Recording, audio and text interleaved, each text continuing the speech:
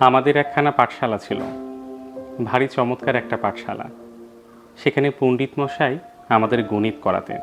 লিকলিকে একহারা দেহ, একখানা ধুতি পরে আসতেন, তার উপরে পাড়ের পাঞ্জাবি। তাকে দেখতে বেশ লাগতো। আমাদের বাংলা নিতেন আমাদের গণেশ স্যার। গণেশ স্যারের মোটা ফ্রেমের চশমা দেখে আর তার ভারী গোঁফ দেখে আমরা আটকে উঠতাম। আমাদের ইংরেজি নিতেন বিমল স্যার। ভারী হাসি খুশি একখানা মানুষ, খুব রসিকতায় ভরপুর ছিল। পড়াতেন আর হাসতেন, খুব উদাস ছিল। কে যে পড়া পারলো কে পারলো না তার হিসাব কষতেন না। আমাদের আনন্দ ছিল, ভারী আনন্দ হতো আমাদের ক্লাসরুম জুড়ে। আমরা খেলতাম, পড়তাম, দৌড়তাম।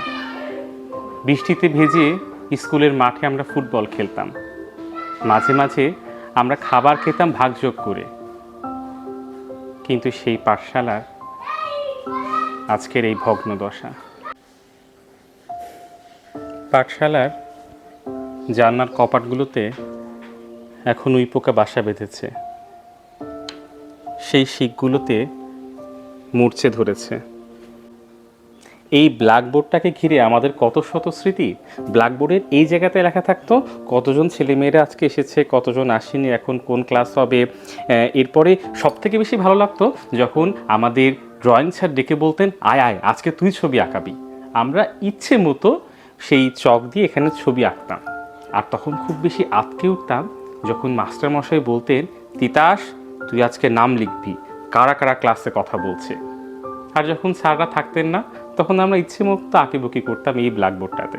কিছু দুষ্টু ছেলেরা খুব খারাপ খারাপ কিছু কথা লিখে রাখতো এখানটায়। সেজন্য অবশ্য আমরা বেশ লজ্জা পেতাম, কিন্তু এই ব্ল্যাকবোর্ডটাকে আমরা খুব ভালোবাসতাম। আমরা খুব যত্ন নিয়ে মাঝে মাঝে মুছে দিতাম।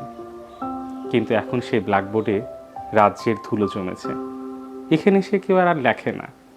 ব্ল্যাকবোর্ডের সে মায়াটা এখন আর কেউ বোঝে না। অনাদরে অবহেলায় ঘরের এক কোণায় সে পড়ে আছে বৃদ্ধার মতো।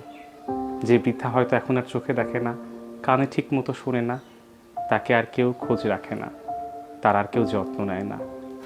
ঠিক এভাবেই আমাদের ছেলেবেলাগুলো হারিয়ে যায়। কিন্তু তারপরও মাঝে মাঝে এসে ওদের পাশে বসা দরকার। ওদের পাশে যখন আপনি বসবেন, খুব দরদ নিয়ে তাকাবেন, তখন ওদের গান শুনতে পারবেন, ওদের সেই কথাগুলো শুনতে পারবেন। প্রচণ্ড ব্যস্ততার এই ভিড়ে মাঝে মাঝে সেই গান আর গল্পটা খোঁজা ভীষণ জরুরি। মাঝে মাঝে এই হাই বেঞ্চের নিচে কান ধরে বসে থাকতাম। পড়া না পারার জন্য মাস্টারমশাই বলতেন, যা বসে থাক, যতক্ষণ অবধি ক্লাস ততক্ষণ অবধি বসে থাকবি। এই বেঞ্চগুলোকে নিয়ে আমাদের কত শত স্মৃতি। এই বেঞ্চগুলো আমাদের খুব কাছের মানুষ হয়ে গিয়েছিল, খুব কাছের। যখনই স্কুলের দরজাগুলো খুলে দিত, হুড়মুড় করে ক্লাসে এসে বেঞ্চ ধরতাম যে কোন বেঞ্চে কি আগে বসবে।